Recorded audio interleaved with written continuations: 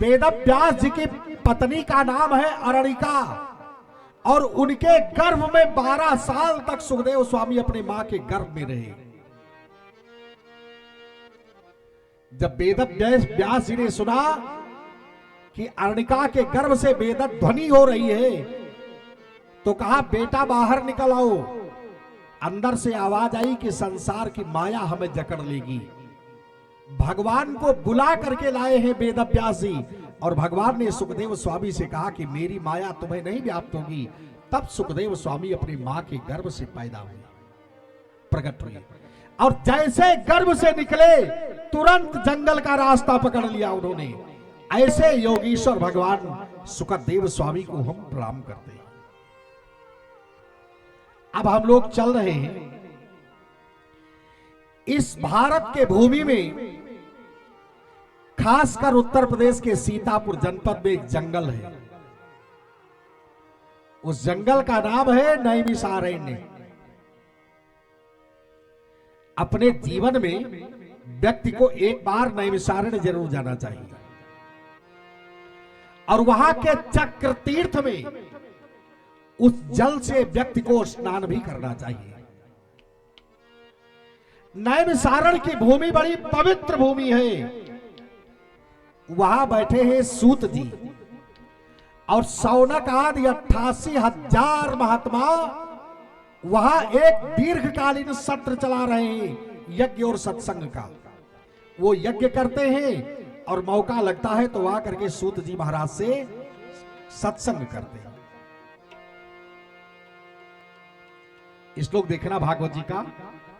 नैमिषे सूतमासीनम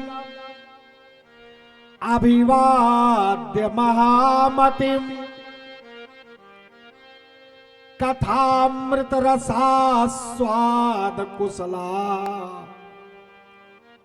शौनको अब्रवीत। सूत जी महाराज के सामने शौनक आदि 88,000 ऋषियों ने आकर के सूत जी को घेर लिया, और जो 88,000 महात्मा थे उन्होंने शौनक जी से कहा कि हमारे तरफ से सवाल आप पूछेंगे। तो शौनक जी सूत जी से सवाल पूछते हैं, और एक शब्द यहां देखना, नैमिषे सूतमासीनम अभिवाद्य महामतिम। यहां एक शब्द का प्रयोग है, महामतिम। क्या 88,000 महात्मा जिस ऋषि के साथ हो उनमें कोई इस कैटेगरी का विद्वान नहीं था सूत जी की तरह? तो कहा सूत जी से बड़े बड़े पंडित थे, लेकिन सूत जी को महामतिम कहा गया। क्यों? कहा संसार में महान है परमात्मा, और जो अपने मति को उस महान में लगा दे उससे बड़ा महामति पढ़ने वाला थोड़ा हो सकता है। सूत जी ने अपनी सारी मति परमात्मा में लगा दी, इसलिए उनको महामति कहा गया। अब ध्यान देना, सूत जी से शौनक जी बड़ा प्यारा सवाल पूछ रहे हैं। हाथ जोड़ करके शौनक जी ने कहा, महाराज अज्ञान ध्वांत विध्वंस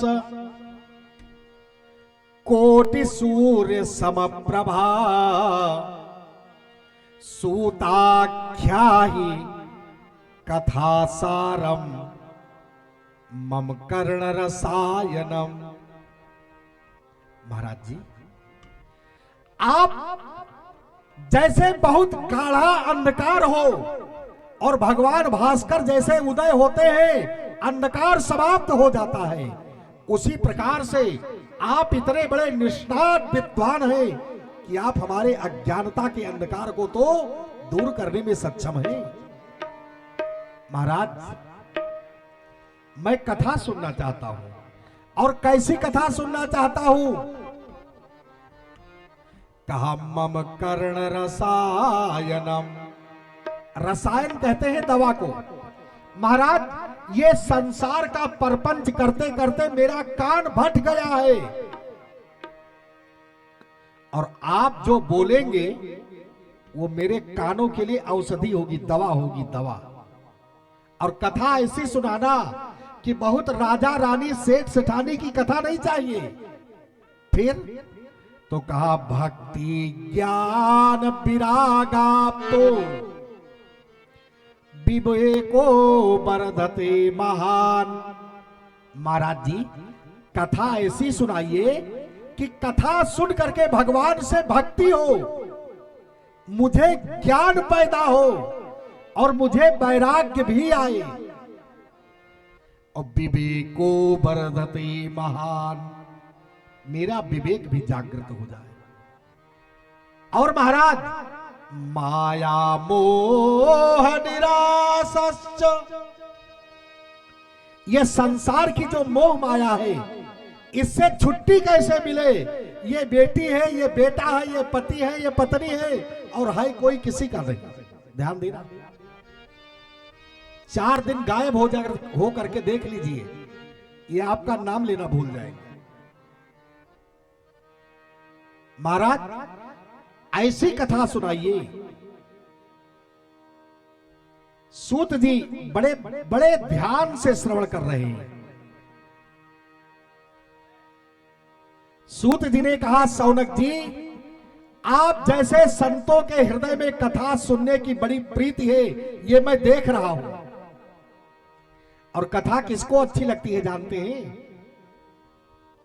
कि हरिहर पदरति मते न कुतर की, अब तीन कहूं मधुर कथा रघुबर की। जो कुतर्कवाद में भरोसा न रखे वो परमात्मा की कथा का आनंद लेगा। और प्रभु पद प्रीति न सामुझनी की, अब तीनही कथा सुनी लागही फीकी। जिनका न तो भगवान में विश्वास है और ना समझने की क्षमता ही ईश्वर ने दी है, उनके लिए कथा क्या है? कुछ नहीं। और आपको बताऊं, ये कथा मनोरंजन के लिए नहीं है। मनोरंजन के तो दुनिया में बहुत सारे साधन हैं। उठाइए चैनल, रिमोट उठाओ, हजारों चैनल काम कर रहे हैं, क्या देखना है आपको? कथा मनोरंजन के लिए नहीं भैया, कथा होती है मनोमंथन के लिए। यहां से जाना जब लेटना चारपाई पर, तो अपने मन में कंसीडर करना, विचार करना कि महाराज ऐसा क्यों बोले। आइए विषय पर। सूत जी ने कहा कि आपके हृदय में बड़ी प्रीति है, इसलिए आपको कथा सुनाऊंगा, लेकिन सर्व सिद्धांत निष्पन्नम संसार भयनाशनम। मैं ऐसी कथा सुनाने चल रहा हूं आपको सौनक जी कि जो संसार के भय को मिटा देगी। काल ब्याल मुखग्रास त्रास निर्णांस हेतवे, श्रीमद् भागवतम शास्त्रम कलौकीरेण भासितम। काल ब्याल, ब्याल माने होता है सर्प। ये काल रूपी अजगर, एक जबड़ा ऊपर है उसका आकाश में, एक धरती पर, और हम जितने जीव घूम रहे हैं उसके मुंह में खड़े हैं। वो अपना जबड़ा बंद कर ले, बस जिंदगी का अंत। हम क्यों जिंदा हैं? हम जिंदा इसलिए हैं कि हम ये नहीं जानते कि मरना कब है। कोई कह दे कि आज संडे है, अगले संडे तक आप नहीं रहेंगे, हम नहीं रहेंगे, तो हो सकता है कि बीच में ही व्यक्ति का हार्ट अटैक हो जाए, वो अगला संडे भी नहीं देख सकता। हम जिंदा इसलिए हैं कि हम ये जानते नहीं कि मरना कब है। अगर वास्तव में मरने की तारीख पता लग जाए तब जिंदा रहना बहुत मुश्किल हो जाएगा। हाँ, आइए। जन्मांतरे भवेद पुण्यम तदा भागवतम लभेत। सूत जी ने कहा सौनक जी, जब जीव के जन्म जन्मांतर कर्म कर्मांतर का पुण्य कर्म संचित होता है, उसके पाप कट गए होते हैं, तब ये भागवत का पवित्र, भागवत जैसे पवित्र शास्त्र की कथा एक सुलझे विद्वानों के द्वारा उसके कणरंध्र में प्रविष्ट हो पाती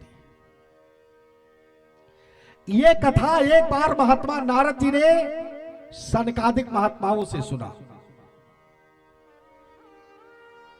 ये कथा जब महाराज परीक्षित जी श्रवण कर रहे थे, तो देवता लोग आकाश से अमृत का घड़ा लेकर के आए कि आपको श्राप है, आप अमृत पीकर अमर हो जाइए, कथा का पुण्य हमें दे दीजिए। तो क्या कहा महाराज सुखदेव स्वामी ने और परीक्षित जी ने कि क्व सुधा क्व कथा लोके क्व काचा क्व मणिर्महान ब्रह्मरातो विचारेवं तदा देवान् जहासा। सूत जी ने कहा कि नारद जी ने कथा सुनी तो सौनक जी चौंक पड़े। कहा महाराज नारद जी ने कथा कैसे सुनी, वो तो 1 मिनट कहीं बैठते हैं नहीं, और कथा सुनने के लिए तो बैठना चाहिए ना।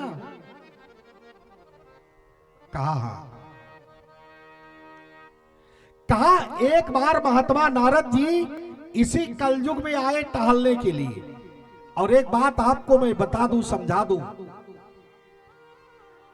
कलयुग में अभी 5,500 वर्ष व्यतीत हुआ है, इसकी उम्र है 4,32,000 वर्ष।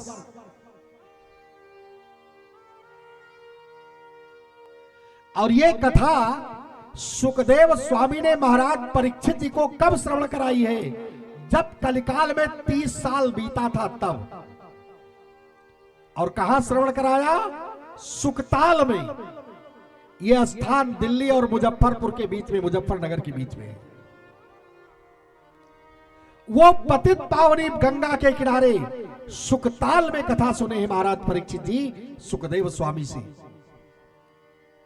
और दास को इस जीवन में मौका मिला उसी वृक्ष के नीचे बैठकर कथा वाचन करने का। मैं भी 7 दिन सुकताल में पड़ा रहा और ढंग से भागवत की कथा भी कही। बड़ा पवित्र स्थल है। जब कलिकाल में 30 साल बीता, तब सुखदेव स्वामी ने परीक्षित जी को कथा सुनाई। इस ग्रंथ को अगर आप बहुत अर्वाचीन माने तो 5,500 वर्ष। और जब कलिकाल में 200 वर्ष व्यतीत हो गए, तब गोकर्ण जी ने धुंधकारी को कथा सुनाई। और जब कलिकाल में केवल 15 साल बीता था, तब मैत्रेय जी ने विदुर जी को कथा सुनाई थी। ये इसी कलयुग का ग्रंथ है, और ये आपको जीते जी तार देने की क्षमता रखता है। ध्यान रखना, बस इसके श्लोक और इसकी मर्यादाओं का केवल पालन किया जाए बस। एक बार नारद जी इसी कलयुग में धरती पर आए घूमने। कहां गए? तो कहा पुष्करम च प्रयागम च काशीम गोदावरीम तथा। और अंत में लिखा है कि ब्रह्माण इतस्ततः। अर्थात महात्मा नारद जी ने कोई जगह छोड़ा नहीं जहां वो गए नहीं। और उन्होंने क्या देखा कलयुग में कि आश्रमा यौवनैरुद्धास तीर्थानि सरितस्तथा देवता यत नान्यत्र दुष्टैर्नष्टानि भूरिशः। क्या देखा? बड़ी विचित्र विभीषिकाओं को देखा महाराज नारद जी ने। तीर्थ नष्ट हो गए, मंदिर नष्ट हो गए, संतों की भी बुद्धि नष्ट हो गई, नदियों के जल स्तर पर मलेच्छों ने कब्जा कर लिया,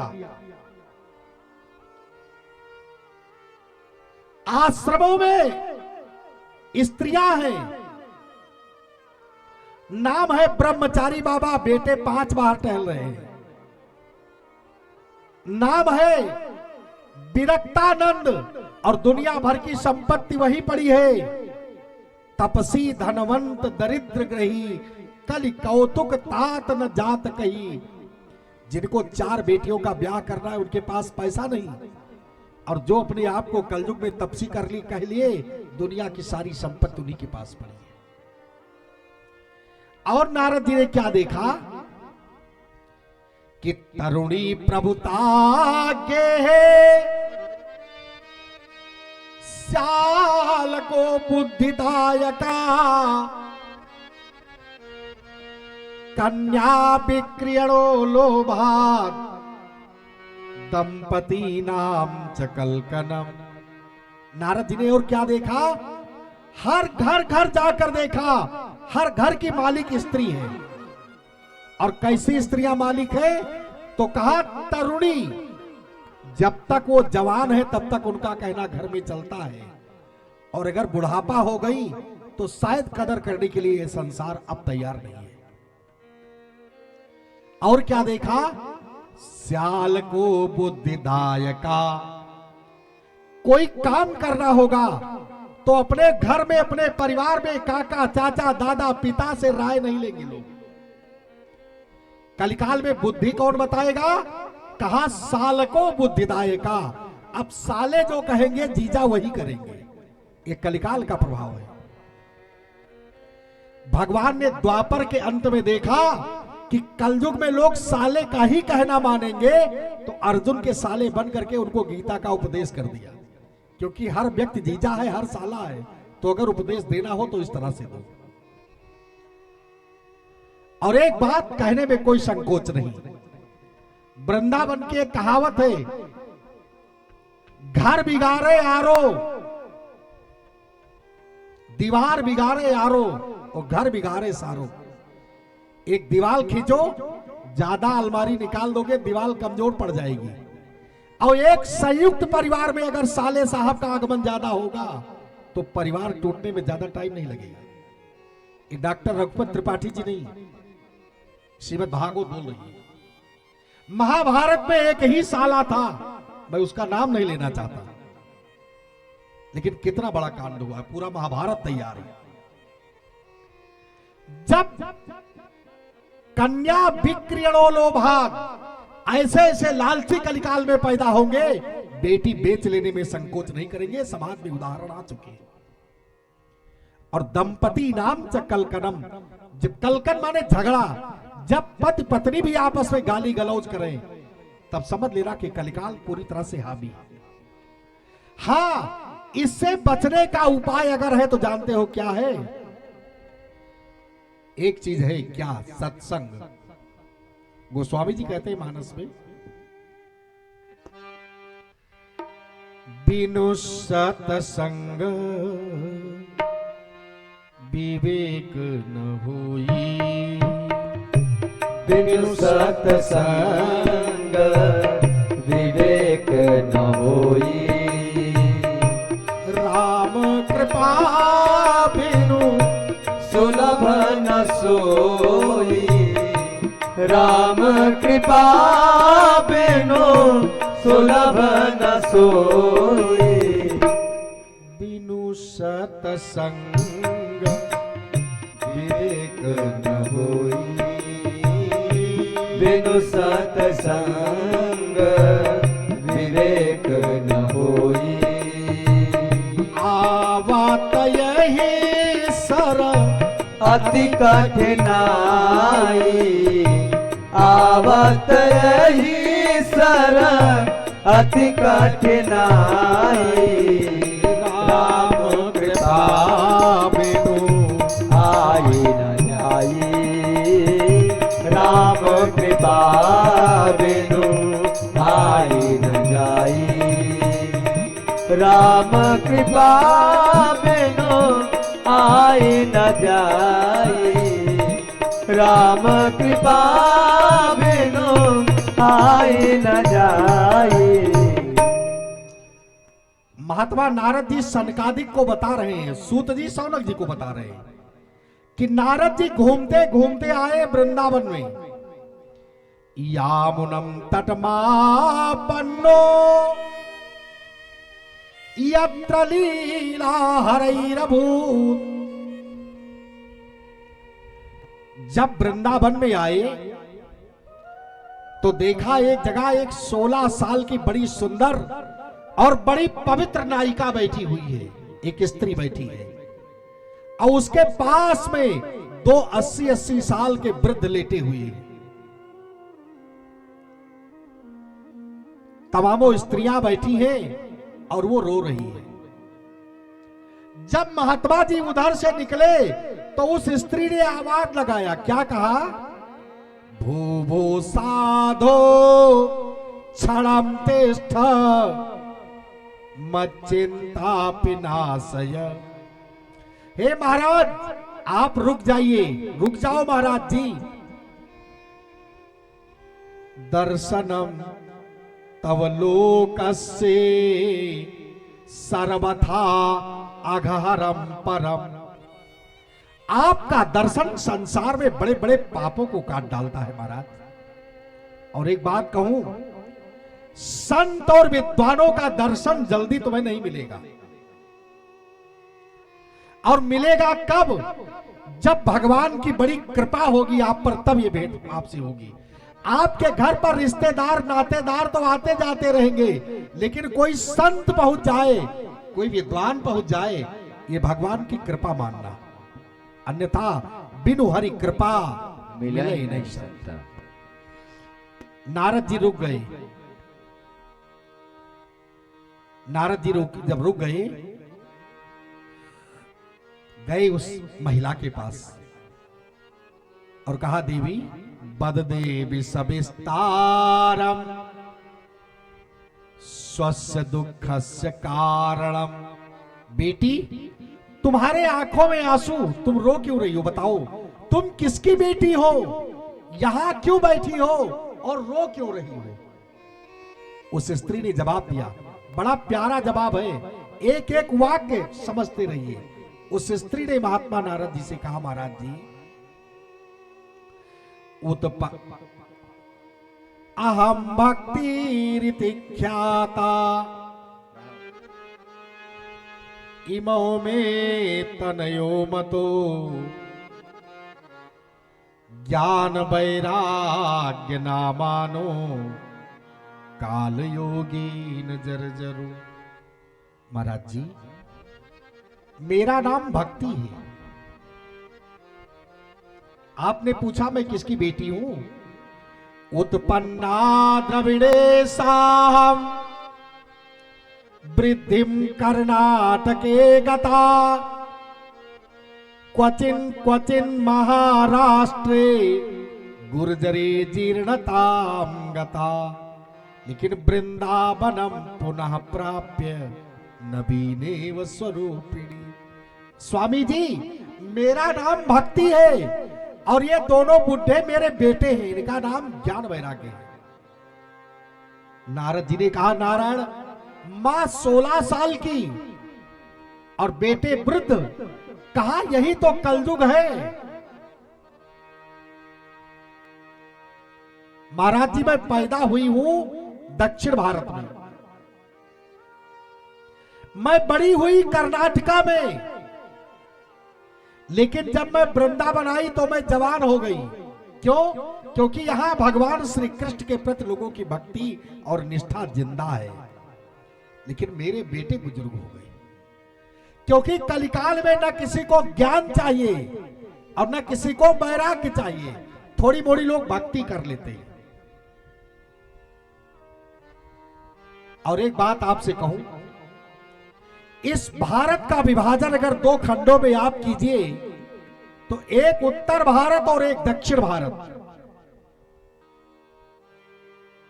ये कथा अगर आज दक्षिण भारत में होती, आज हम हैदराबाद, कर्नाटका, केरला, गुजरात कहीं होते, तो आप यकीन मानिए अगर कथा का टाइम 7 बजे होता है तो 5 बजे बाद आप पांडाल में हिल नहीं सकते।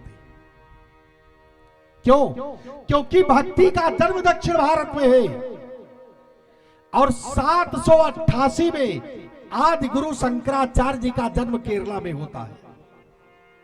रामानुजाचार्य, हरियाचार्य, वल्लभाचार्य, रामानंदाचार्य, शंकराचार्य, जितने बड़े बड़े आचार्य पैदा हुए हैं ये सब के सब दक्षिण भारत में हुए हैं।